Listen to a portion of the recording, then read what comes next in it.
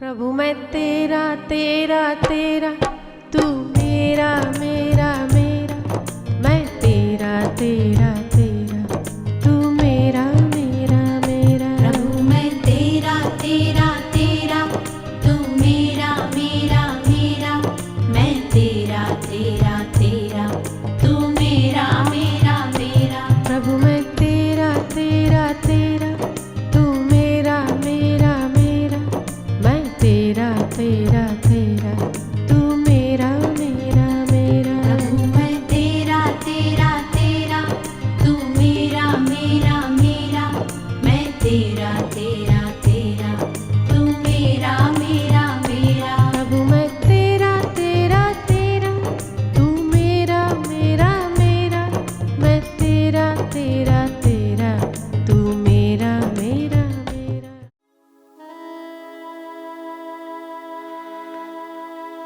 हर व्यक्ति की मांग शांति की होती है। हर व्यक्ति की चाहत होती है कि वो हर क्षेत्र में सफलता प्राप्त करे, शांति बनाए रखे, हर क्षेत्र में आगे बढ़े, उन्नत हो। हर व्यक्ति चाहता है, सुखी होना चाहता है हर इंसान। अगर हम पूछे कि कितने घंटों के लिए आप सुखी होना चाहते हो, आप कहोगे ज्यादा से ज्यादा देर तक। हम कहें वो सुख आज मिलेगा और कल नहीं मिलेगा, तो आप कहोगे ऐसा नहीं चलेगा। इस जन्म में मिलेगा, अगले जन्म में नहीं मिलेगा, आप कहोगे ऐसा भी नहीं चलेगा।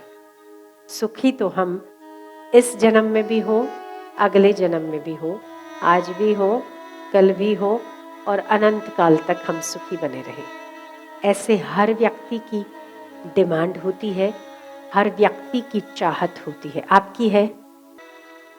और मजे की बात है कि केवल आज का युग नहीं, अनंत काल से, अनंत युगों से एक व्यक्ति सुख की चाहत में खोजता फिरता है सुख को। विद्यार्थी है तो परीक्षा में पास होने की, बिजनेसमैन है तो अपने बिजनेस को सफल करने की, औरत है तो गृहस्थी को अच्छे तरीके से संभालने की, व्यक्ति है, आदमी है, पुरुष है तो पुरुष अपने समाज के रिलेशन को मेंटेन करने की।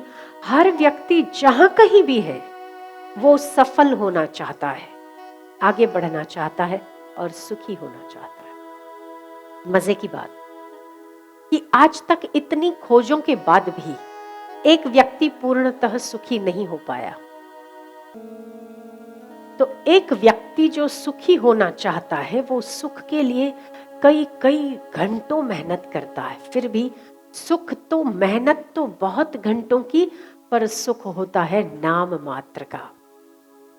हम बहुत कुछ जान गए, हम टेक्नोलॉजी जान गए, हम व्हाट्सएप जान गए, हम कंप्यूटर चलाना जान गए, यहाँ तक कि हम लोहे के एक साधन को उड़ाना जान गए, हम फ्लाइट को फ्लाई करना जान गए, हम फ्लाइट में सवारी करना जान गए, हम स्टीमर को, 7-7 मंजिला स्टीमर को हम पानी में बहाना जान गए, हम नासा के द्वारा किसी एक स्पेस स्टेशन पर एक व्यक्ति ऐसा है जो रिसर्च करता है, उस रिसर्च के बाद दूसरा व्यक्ति ऐसा है जो जनसाधारण है।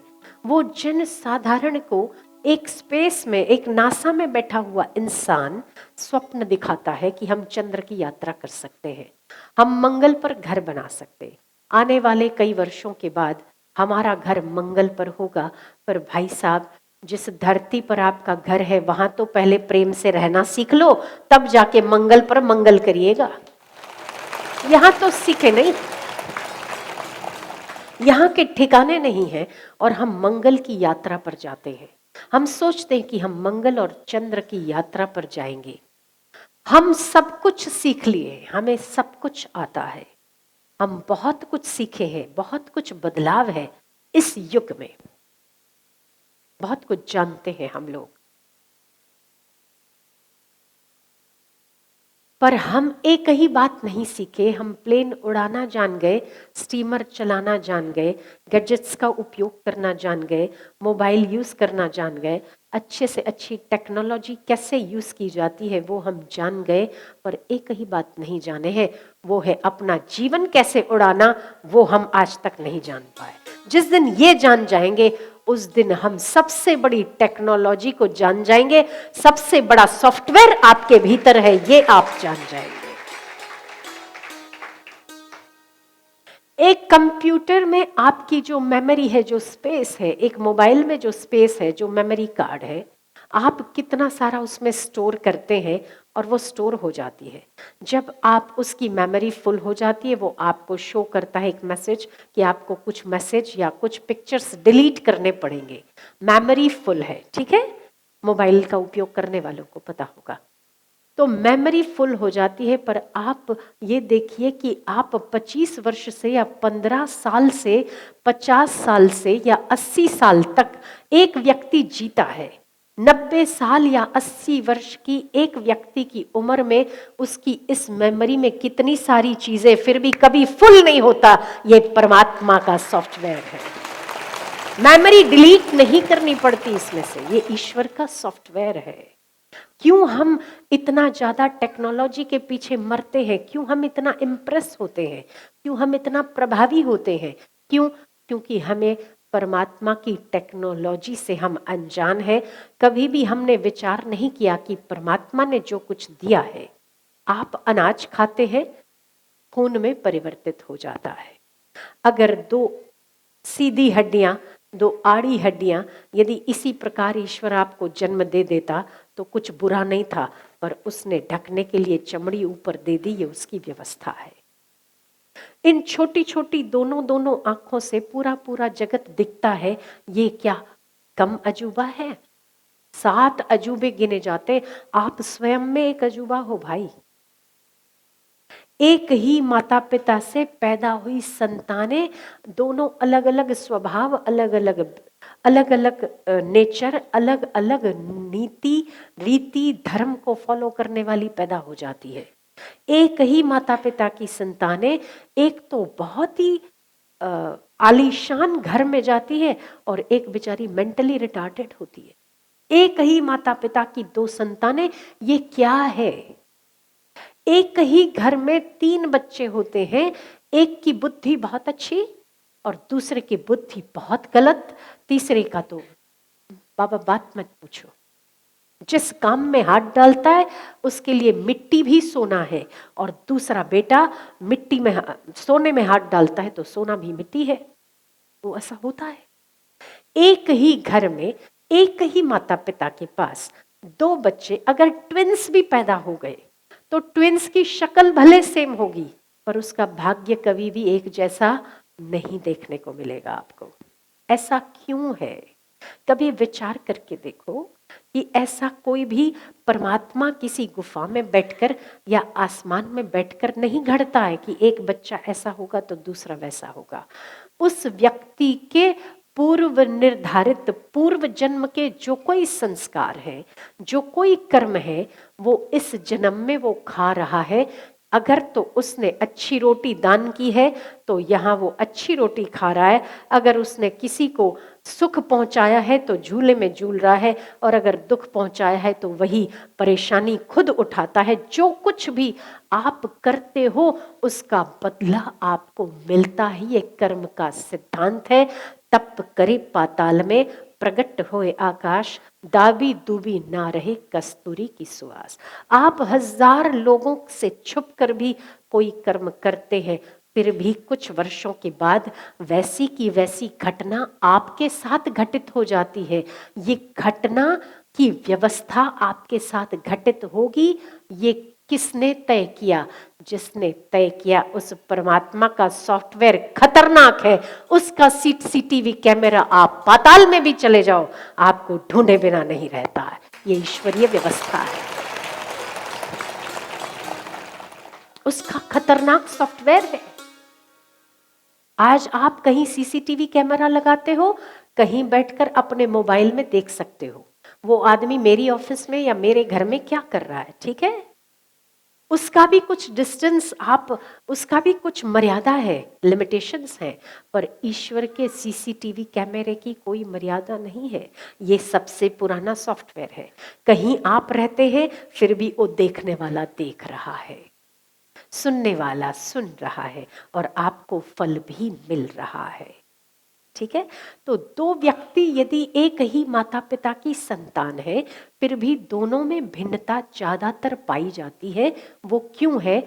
उसके पूर्व संचित जिस प्रकार के कर्म होते हैं, आने वाले युगों में, आने वाले समय में उसे उसी उसी प्रकार की स्थितियां, अनुकूल या प्रतिकूल परिस्थितियां पैदा होती है और उसे मिलती है। तो मेरा ये कहना है कि यदि आज आप जिन घरों में दो बच्चों को देखते हैं, आज आप जिन घरों में दो व्यक्तियों के अलग अलग भिन्न भिन्न स्वभाव और भाग्य को देखते हैं, एक सोने के झूले में, सोने के पालने में, सोने की चम्मच से खाना खा रहा है, और दूसरा लकड़े की कटोरी में खाना खाना भी उसके लिए नसीब नहीं होता। ऐसे दो भिन्न भाग्य के व्यक्तियों को यदि आप तुलना करोगे तो आपको पूर्व संचित कर्मों के फल के अलावा और कोई उत्तर नहीं मिलेगा। तो मेरा आपसे ये कहना है, यदि पूर्व संचित कर्म आज फल दे रहे हैं तो आज के किए कर्म कल भी फल देने को तैयार होंगे। इसीलिए आज को सुंदर बना लो।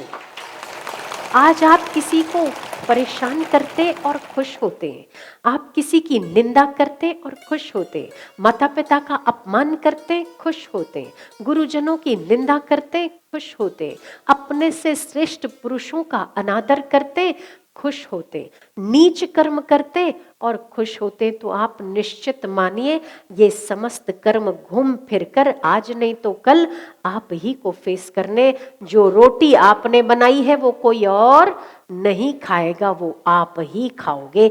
इसीलिए अगर आप अच्छी रोटी खाना चाहते हो तो आज अच्छी रोटी बनाओ, कल अच्छी रोटी मिलेगी। मालपुए खाना चाहते हो तो आप जो कुछ बनाओगे, मेरे पास 10 बाय 10 की जमीन है, उसमें मुझे मिर्ची बोनी है तो मुझे मिर्ची ही मिलेगी, पर यदि मैं गन्ना बोऊं तो मुझे क्या मिलेगा? गन्ना ही मिलेगा। जो कुछ भी आज आप बोते हो कल वही आप पाते हो। तो आज आप जो दुखी होते हो ना, परेशान होते हो, फलाना आदमी मुझे दुखी कर रहा है, फलाना परेशान कर रहा है, उस फलाने को पॉइंट आउट करने की अपेक्षा आपने कभी कुछ ऐसा किया है, आज उसका फल आपको मिल रहा है। ये संकेत है कि आज आप अच्छा करोगे तो कल आपको अच्छा मिलना है। इसीलिए सत्कर्म करना चाहिए। आज का जो समाज है, आज के जो यंगस्टर्स हैं, आज के जो विद्यार्थी हैं, ये न कर्म के सिद्धांत को मानते हैं और ना ही अपने से बड़ों का आदर करने को मानते हैं। ये यही कहते हैं मेरी इच्छा पूरी हो और मैं जैसे बिंदास रहना चाहूं मैं रह सकता हूं। मेरी इच्छाओं का पूरा होने के बीच में माता पिता आए तो क्या, या सबसे श्रेष्ठ पुरुष आए तो क्या, सबको उड़ा दो और अपनी इच्छा को पूरी करो। यदि आपकी एक बार इच्छा पूरी होती है तो निश्चित मानिए कि एक बार पूरी हुई, पर अगली बार वो इच्छा ब्याज के साथ आपको चुकानी है। जो भी कर्म आज आप कर रहे हो वो आपको कहीं न कहीं कंपनसेट करना पड़ता है, कहीं न कहीं उसका मूल्य चुकाना पड़ता है। इसीलिए आज आप अच्छा बनाओ। सबसे उत्तम समय कौन सा? अभी का। सबसे बड़ा दिन कौन सा? आज का। कल लंगड़ा हो गया, भूतकाल लंगड़ा हो गया, दौड़कर नहीं आएगा। भविष्य अंधा है, देखता नहीं है वो। आप क्या अपना भविष्य देख सकते हो? अंधे हो, उसमें आप नहीं देख पाओ, आंखें नहीं है आपके पास। और जो भूत हो गया, जिसको आप छोड़ चुके, जो आप चल चुके, वो बिना पैरों का हो गया, वो दौड़कर वापस नहीं आएगा। तो भूतकाल लंगड़ा है और भविष्य अंधा है। जिसके पास आंखें हैं और जिसके पास दौड़ लगाने की शक्ति है, वो कौन सा समय है? आज का और अभी का। इसी को दौड़ा डालो। आप आज अच्छी बना लो, कल आपकी अच्छी होगी। तो सबसे अच्छा कार्य कौन सा है, सबसे उत्तम समय कौन सा है, और सब उत्तम समय में से अच्छा कार्य कौन सा है? सबसे अच्छे में अच्छा कार्य क्या है? दूसरों को प्रसन्न कर लो। आपके कर्म से यदि दूसरा कोई बैठा हुआ, दूसरों के चित्त में बैठा हुआ परमात्मा यदि प्रसन्न हो जाता है तो आपका किया हुआ सारा कर्म सफल हो जाता है। सबसे उत्तम कर्म कौन सा है? तो सबसे उत्तम कर्म है मनुष्य जन्म का मिलना, और मनुष्य जन्म के मिलने में उत्तम से उत्तम परमात्मा की प्राप्ति कर लेना, ये सबसे उत्तम कर्म है।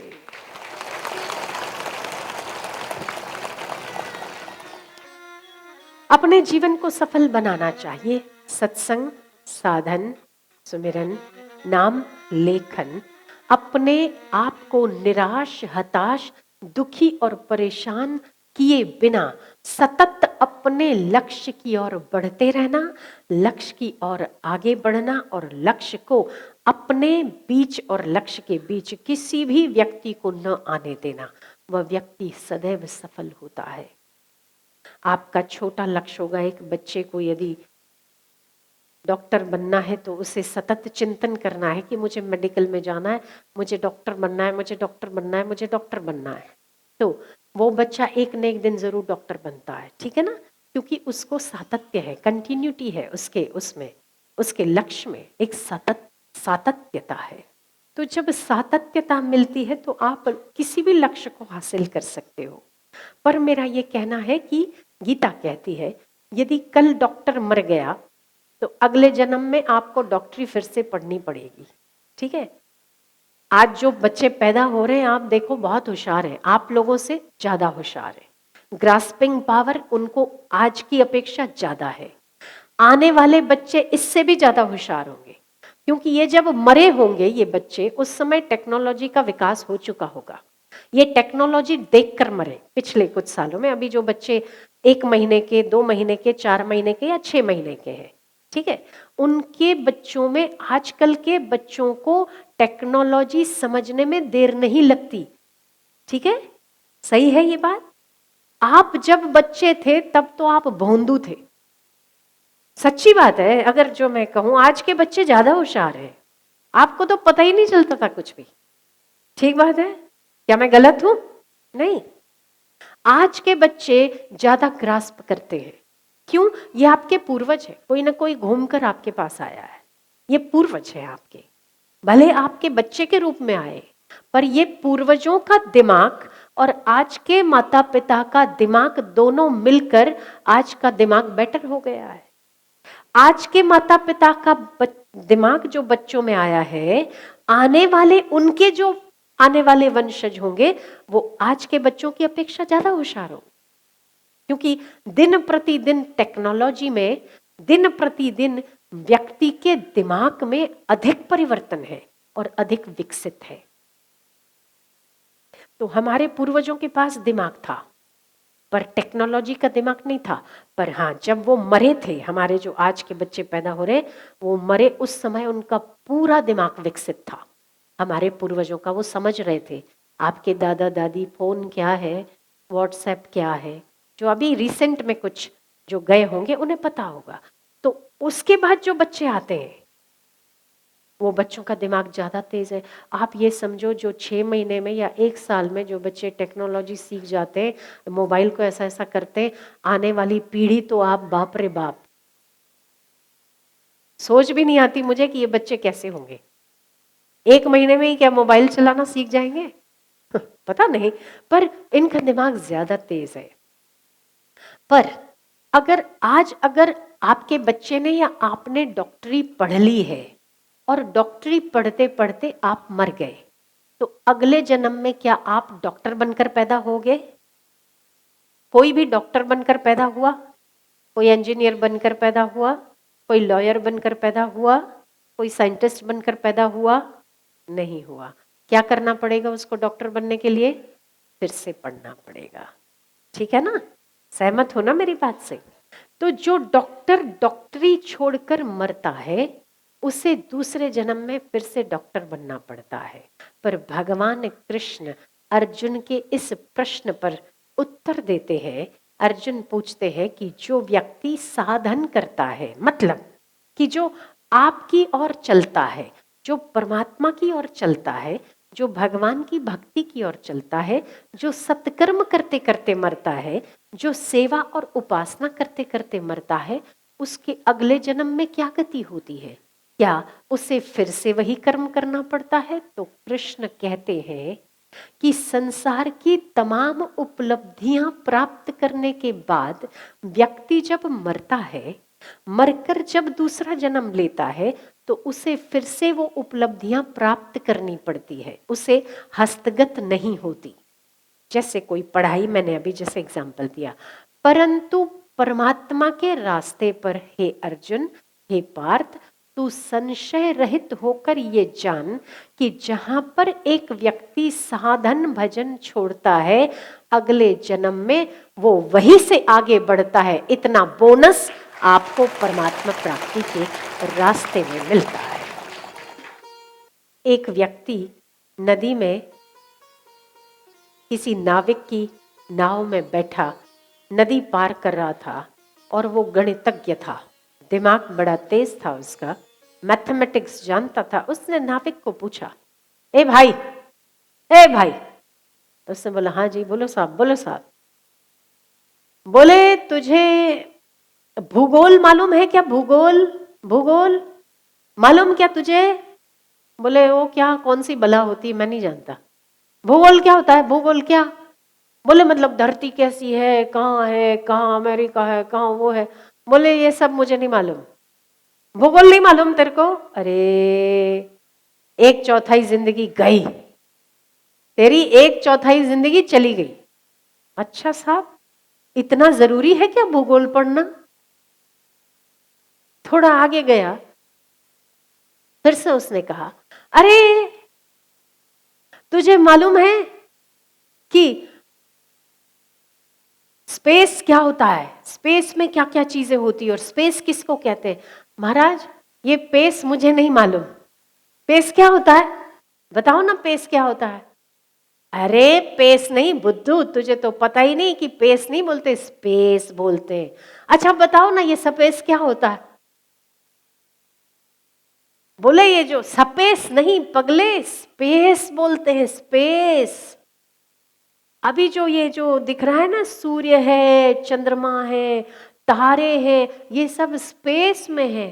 अरे बाबा, मुझे कुछ नहीं मालूम, आप मुझे नावड़ी चलाने दो ना, नाव चलाने दो ना। बोले, बुद्धू, 1/4 तो तेरी चली गई, अगर तू ये भी नहीं जानता तो तेरी आधी जिंदगी बेकार हो गई। हाँ, ऐसा? आधी जिंदगी बेकार हो गई मेरी? ऐसे तो मत बोलो साहब। बोले, और नहीं क्या, तू कुछ जानता ही नहीं, स्पेस भी नहीं जानता, भूगोल भी नहीं जानता, कुछ नहीं जानता तो तेरी आधी गई। इतने में आया तूफान, और थी मझधार, बड़ी बड़ी लहरों के बीच। तूफान में नदी में नाव हिलने और डुलने लग गई। ऐसे हिली, ऐसे हिली, ऐसे हिली कि अब गए, अब गए, अब गए। तो नाविक ने पूछ लिया उस साहब से, साहब आपको तैरना आता है?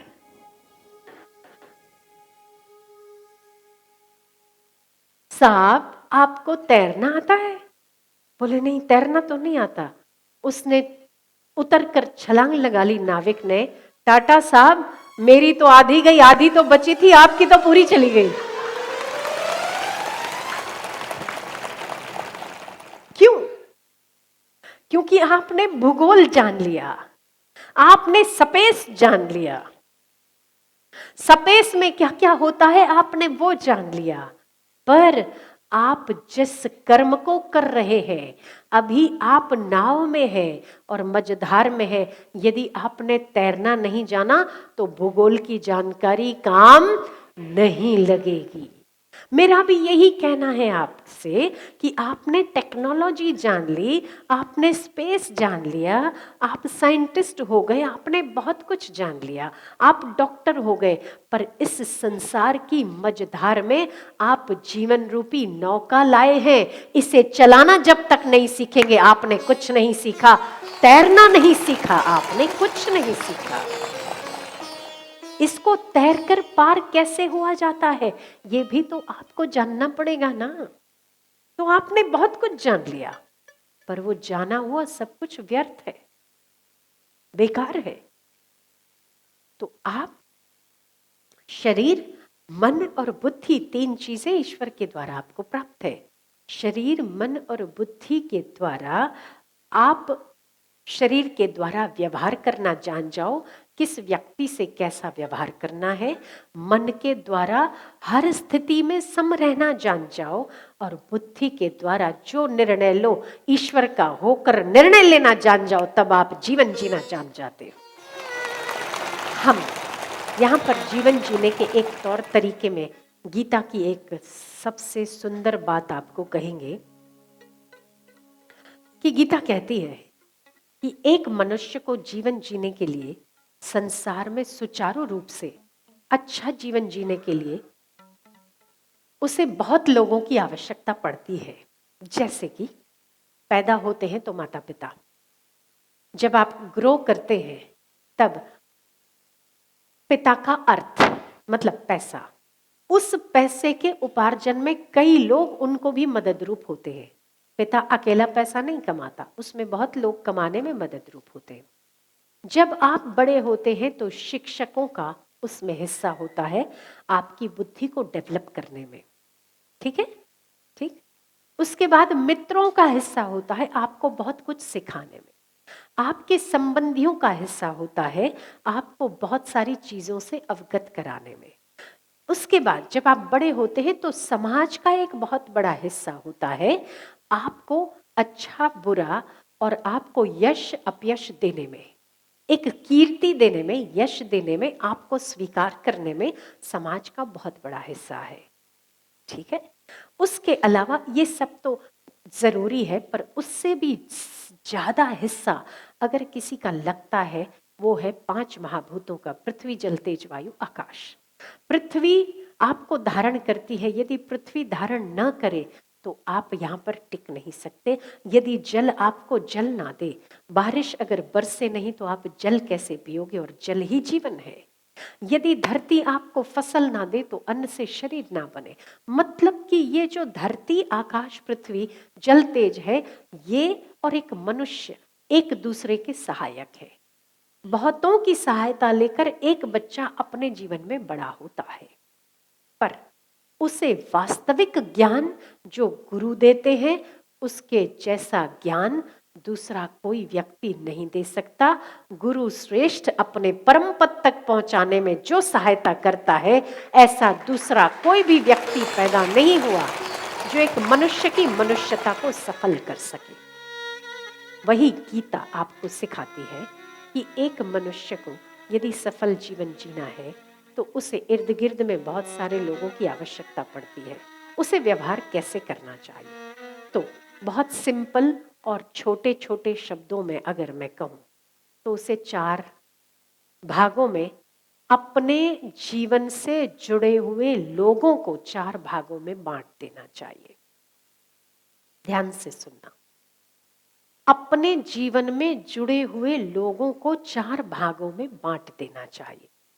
यदि आपसे कोई व्यक्ति सुखी है, ऊंचा है, ऊंचे पद पर है, श्रेष्ठ है, वो चाहे बुद्धि में हो सकता है, चाहे पद में हो सकता है, ज्ञान में हो सकता है, अर्थ में हो सकता है, किसी भी प्रकार से आपसे जो व्यक्ति ऊंचा है उस व्यक्ति से बहस नहीं करनी चाहिए। उससे क्या करनी चाहिए? मित्रता करनी चाहिए। आपके जीवन में बहुत सारे ऐसे लोग आएंगे जो आपसे श्रेष्ठ होंगे, ज्ञान में हो सकते हैं, भक्ति में हो सकते हैं, विद्वान हो सकते हैं, अर्थ में हो सकते हैं, पैसे में हो सकते हैं, पद में हो सकते हैं। उन व्यक्तियों से आपको मित्रता करनी चाहिए, उनसे पंगा नहीं लेना चाहिए, है ना। तो अगर उसकी सटक गई ना तो फिर वो कुछ भी कर सकता है। दूसरी बात, अगर वो कुछ भी नहीं करता है पर आपका सबसे ज्यादा नुकसान ये होगा कि आप एक श्रेष्ठ बुद्धिमान व्यक्ति को खो देंगे। इसीलिए उनसे मित्रता करनी चाहिए।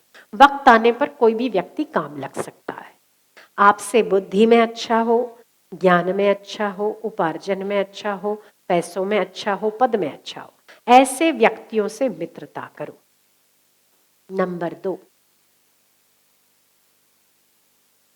आप अपने समान जो आपके मित्र हैं, आपके बराबरी के हैं, आपके क्लासमेट हैं, आपके कलीग हैं, जो आपके बराबर बैठते हैं, उनके जिनके साथ आप भोजन करते हैं, खाना खाते हैं या नहीं खाते, पर आपके समकक्ष जिन्हें आप समझते हैं, उन्हें आगे बढ़ाने में मदद करो। और यदि वो आगे बढ़ते हैं तो उन्हें प्रसन्नता दो, प्रसन्न रहो कि वो आगे बढ़ रहा है। कोई बात नहीं, वो आगे बढ़ के यदि आपने उसको मदद की है, किसी दिन आपके आगे बढ़ने में वो भी आपकी सहायता कर देगा। विकास के साथ विकास होता है।